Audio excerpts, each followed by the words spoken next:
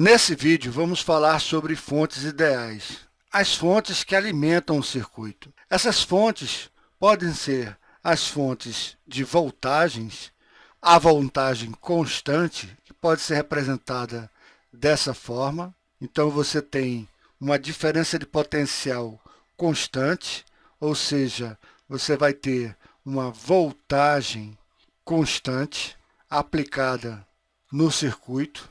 E ela pode ser representada, se for uma bateria, dessa forma, onde você tem o traço maior representando a parte positiva e o traço menor representado a parte negativa. Ou seja, aqui é o maior potencial e aqui é o menor potencial.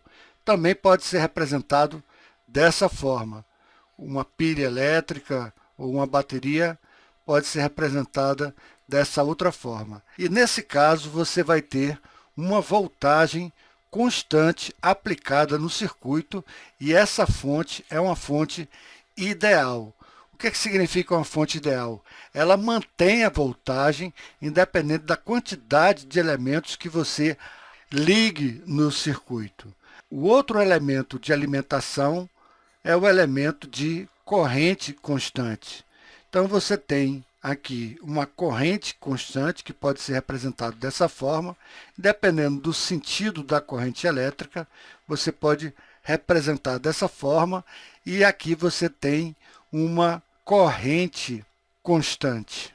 Então, você não depende da quantidade de elementos ligados ao circuito, ela vai sempre manter uma corrente constante, e isso daqui é uma fonte de corrente ideal, e aqui é uma fonte de tensão ou voltagem ideal, que é constante em ambos os casos. Se você for representar no gráfico de I por V, para a voltagem constante, você vai ter uma linha paralela ao eixo I, e aqui você vai representar a voltagem constante, ou seja, V é igual ao V constante. E no caso da corrente constante, a corrente não vai depender da voltagem e essa corrente vai ser uma corrente constante, independentemente da voltagem que exista no circuito, para o circuito ideal.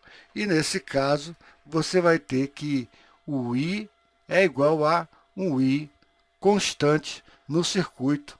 E aqui são as duas fontes ideais que podem alimentar um circuito elétrico.